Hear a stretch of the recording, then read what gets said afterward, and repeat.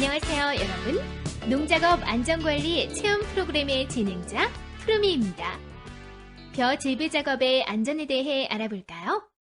벼 재배 작업 중에서는 로터리, 농약 살포, 수확 작업이 가장 힘들고 사고 발생의 위험이 높다고 하는데요. 그럼 이들 작업의 위험 요인과 해결책 등을 함께 알아보도록 하겠습니다.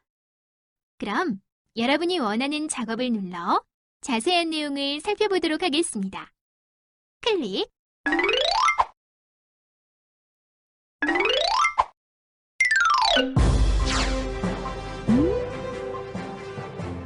오산에 사시는 김영희 씨가 트랙터와 로터베이터 사이에 떨어져 사망하는 사고가 발생하였다고 합니다. 어떻게 된 상황인지 현장에 나가 있는 이 기자를 만나보도록 하겠습니다. 이 기자. 네, 저는 지금 사고가 발생한 농가에 나와 있습니다. 2009년 한국소비자원의 설문조사 결과에 의하면 우리나라 농업인 10명 중 4명이 농기계 안전사고를 경험한 적이 있는 것으로 나타났다고 하던데요. 농기계 재해 현황을 먼저 알려주시겠습니까? 네, 농기계 관련된 사고 사례를 분석한 결과 경운기, 트랙터, 그리고 콤바인에 의한 사고가 높은 비율을 나타냈습니다. 농기계 사고로 인한 상해는 절반 이상이 주로 팔, 손가락에서 발생하고 있습니다. 또한 농기계 사고 상해의 5건 중 1건은 2주 이상 치료를 요하였으며 사망사고도 3건 있었습니다. 그럼 계속해서 농업인 김영희 씨가 트랙터와 로터베이터 사이에 떨어져 사망한 사고에 대해 알아보겠습니다. 김철수 씨는 아내 김영희 씨와 함께 밭에서 일을 하다가 점심 식사를 위해 집에 다녀왔다고 합니다. 식사를 마친 김철수 씨는 트랙터 로터리에 아내를 태우고 논으로 일을 하러 갔고, 논에 도착한 김철수 씨는 아내를 로터베이터 위에 태운 사실을 까맣게 잊은 채 로터리를 작동했다고 합니다. 그 순간 아내가 트랙터와 로터베이터 사이로 떨어져서 로터리 밑으로 들어가 사망하는 사고를 당했다고 합니다. 이처럼 트랙터 운전자와 보도 작업자의 부주의와 안전수칙 미비로 인하여 사망사고까지 이르게 되었는데요. 그렇다면 이 기자, 그 외에 어떠한 위험 요인들이 있나요? 작업자와 같이 헐렁한 작업복을 착용하면 옷이 회전부에 감기는 사고가 일어날 수 있고, 슬리퍼를 신고 작업을 하게 되면 발이 미끄러져 회전부로 빨려 들어가는 사고가 일어날 수 있습니다. 또한 트랙터에 운전자 외에 다른 작업자가 로터베이터에 탑승하는 것에 주의해야 하며, 작업 시작 전 주위를 확인하지 않고 작업을 시작할 경우 이런 불의의 사고가 발생할 수 있다는 것을 명심해야 하겠습니다. 이외에 농기계 사고 중 높은 비율을 차지하고 있는 콤바인 사고에 대해서 간략히 알아보면, 낫으로 베어놓은 논머리 벼를 마지막으로 투입하다가 탈곡통이 막혀 벼를 빼내다 손에 낀 장갑이 말려 들어가 손가락이 절단되는 사고가 발생할 수 있습니다.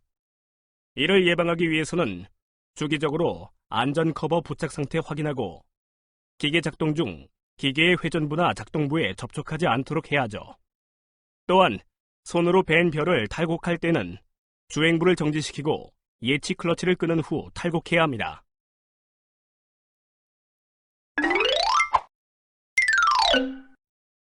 이 기자의 소식 잘 들었습니다. 이와 같은 로터리 작업에서 발생하고 있는 사고를 예방하기 위해 여러 대책안들이 나오고 있는데요.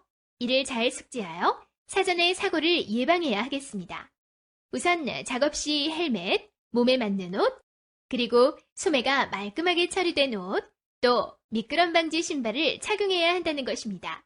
그리고 후방 감시 카메라 또는 거울을 장착하여 후방의 작업 상황을 파악해야 합니다. 또한 주위를 확인하고 신호를 한 후에 시동을 하시길 바라며, 운전자 외에 다른 작업자가 농기계에 함께 탑승하지 않도록 해야 합니다. 이 외에도 기계 사용에 대한 여러 가지 주의사항이 권고되고 있습니다. 작업 시작 전에 주위를 확인하고 기계 주변에 사람이 가까이 접근하지 않도록 해야 합니다. 특히 후진 시에는 경보기를 울려 신호해야 한다는 것 잊지 마세요. 또한 2사람 이상 작업 시에는 서로 신호를 교환토록 하며, 비상시를 제외하고는 운행 작업 중에 기계에 뛰어오르거나 내리지 않기를 당부하고 있습니다. 오달수 아저씨의 하루 일과. 아저씨가 농약 살포 작업을 위해 나가시나 봐요. 근데 아저씨 작업 준비에 문제가 있는 것 같은데요. 뭔가 위험해 보이시는데요. 그럼 해당 장면에서 잘못된 부분을 찾아보세요.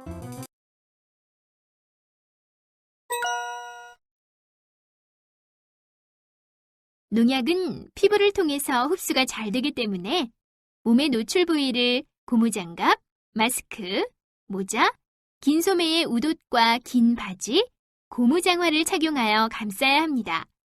계속해서 볼까요? 드디어 농약 살포 작업을 시작하셨나 보네요. 그런데 아저씨, 바람이 불어오고 있는데 어딘가 잘못된 것 같지 않으세요? 그럼 해당 장면에서 사고가 일어나는 원인을 찾아보세요.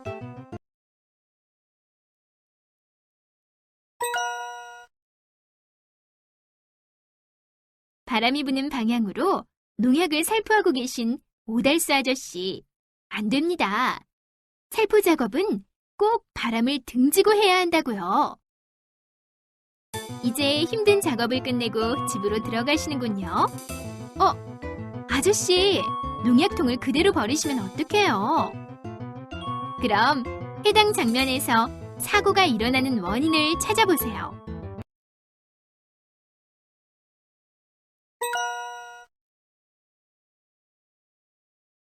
또한 살포한 후의 약재는 뚜껑을 꼭 닫고 빈 병과 구별해서 숫자를 미리 확인한 다음 보관해야 합니다. 자물쇠가 달린 전용 보관통을 마련하는 것이 좋고 어린이의 손이 닿지 않는 곳에 두어야 하죠.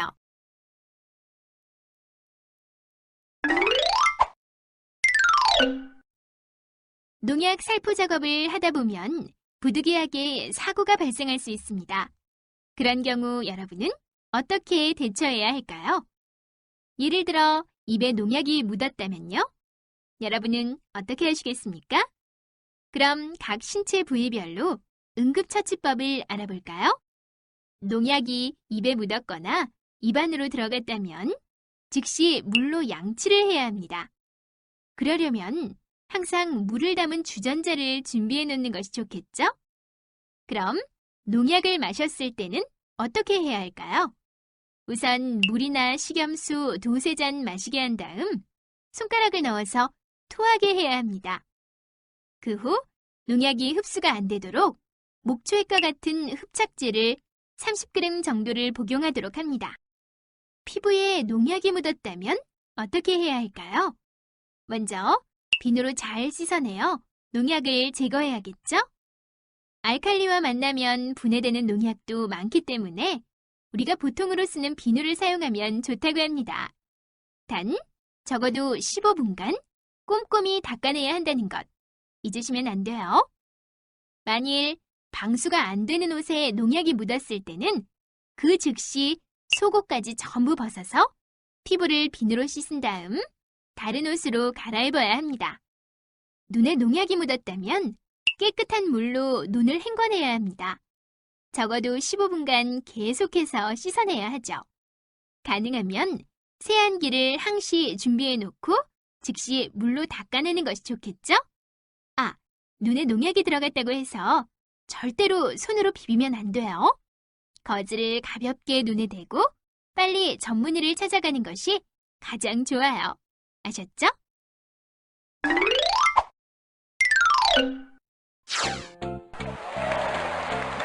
안녕하세요, 선생님. 저 안성에서 벼농사를 짓는 홍길동입니다. 아, 네, 안녕하세요. 오랜만에 방문하셨네요. 요즘 잘 지내시죠? 아니요. 선생님, 요즘 몸이 너무 안 좋아서 상담 좀 받으려고 왔어요. 그러세요? 어디가 어떻게 안 좋으신가요? 목과 어깨, 허리, 다리 안 아픈 곳이 없네요. 좀 더 자세히 설명해 주세요. 무슨 작업을 어떻게 하고 계시나요? 요즘 수확 작업이 한창인데요. 제가 콤바인에서 아래쪽의 작업 상황을 살피기 위해 앉다 일어서서 목을 아래로 향하게 구부리는 자세로 작업을 하거든요. 아, 그러시군요. 콤바인 탑승자가 기계 아래쪽 작업 상황을 확인해야 하기 때문에 그런 자세를 반복하게 되는데 그런 자세 때문에 목과 어깨에 부담이 되는 거예요.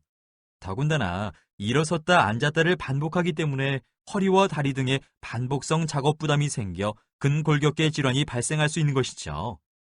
아, 그래서 어깨, 허리, 다리가 다 아픈 거였나 보네요. 갑자기 근육에 스트레스가 가해지면 목에 근막통 증후군이 생길 수도 있고 반복적이고 무리한 관절 운동을 하게 되면 어깨에 건막염이 생길 수도 있어요. 뿐만 아니라 흔히 디스크라고 하는 추간판 탈출증도 생길 수 있고 무릎에 힘이 많이 들어가는 작업을 하게 되면 다리에 슬관절 인대 손상이 발생할 수도 있으니 주의하셔야 합니다. 각 버튼을 클릭하시면 확인하실 수 있답니다. 자, 그렇다면 질환을 예방할 수 있는 운동법 소개해드리겠습니다. 먼저 목 부위입니다. 얼굴은 정면을 향하고 왼쪽 어깨 쪽으로 머리를 기울입니다. 왼손을 들어 오른쪽 머리에 대고 아랫방향으로 살짝 눌러 10초간 스트레칭합니다. 동일한 방법으로 오른쪽 방향으로 10초간 스트레칭합니다. 정면을 보고 두 손은 깍지를 끼고 머리 뒤에 둡니다. 팔꿈치를 모으고 머리를 앞으로 숙이면서 머리를 감싼 손을 앞으로 눌러 10초간 스트레칭합니다. 다시 머리를 들어 정면을 보고 머리를 위 방향으로 들어줍니다. 옆모습으로 보여드리겠습니다. 얼굴은 정면을 향하고 오른쪽 귀 위쪽에 오른손을 올립니다. 오른손에 힘을 주어 왼쪽 방향으로 10초간 밀면서 머리는 처음 자세를 유지합니다. 왼쪽 귀 위쪽에 왼손을 대고 오른쪽 방향으로 밀면서 10초간 자세를 유지합니다. 양손을 이마에 대고 뒤쪽으로 밀면서 10초간 자세를 유지합니다. 양손을 머리 뒤에 대고 앞쪽으로 밀면서 10초간 자세를 유지합니다.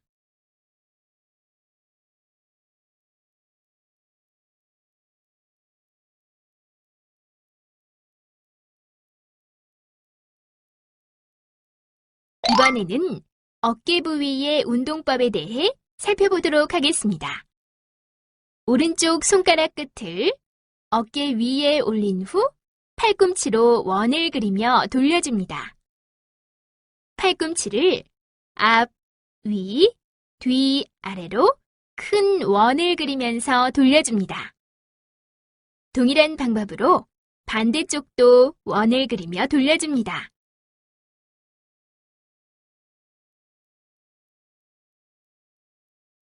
오른팔을 위로 들어 팔꿈치를 구부립니다. 왼손을 들어 오른쪽 팔꿈치를 잡고 아랫방향으로 서서히 눌러 어깨 상완을 스트레칭합니다.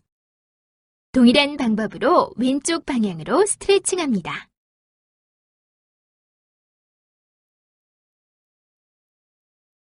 양손은 어깨 너비보다 약간 넓게 하여 밴드 또는 수건을 잡습니다.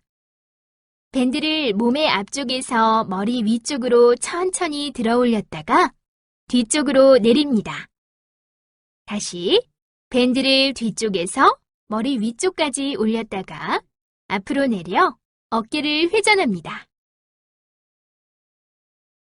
허리 부위의 운동법에 대해 살펴보도록 하겠습니다. 바닥에 누워 엉덩이를 들어 올리고 10초간 유지합니다. 이와 같은 동작을 10회 반복합니다.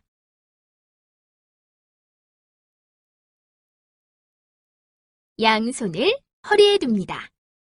등을 둥글게 하면서 부드럽게 아치형을 만듭니다. 같은 방법으로 가슴을 앞쪽으로 밀어줍니다. 이 모습을 옆으로 보여드리도록 하겠습니다.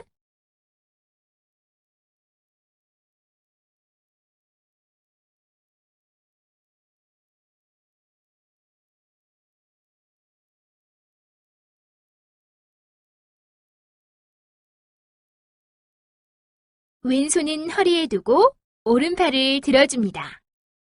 왼쪽 옆으로 서서히 내리면서 오른쪽 옆구리 스트레칭을 해줍니다. 동일한 방법으로 반대 방향도 실시합니다.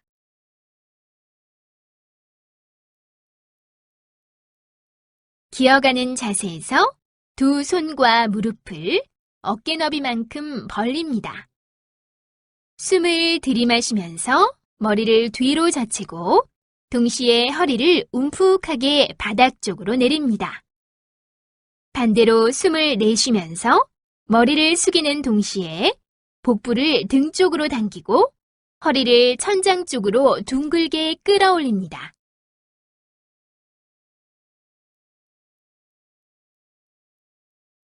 이와 같은 동작을 3, 4회 반복합니다. 이번에는 다리 부위의 운동법에 대해 살펴보도록 하겠습니다. 오른쪽 방향으로 몸통을 돌려 오른쪽 다리를 한 발 앞으로 내딛고 무릎을 구부려주고 뒤쪽에 왼다리를 펴줍니다. 이때 뒤쪽의 왼발이 11자가 되도록 합니다. 동일한 방법으로 반대 방향도 실시합니다. 의자에 앉은 자세에서 왼쪽 무릎을 완전히 펴 10초간 유지합니다. 왼쪽에서 10회 반복합니다. 동일한 방법으로 오른쪽도 실시합니다.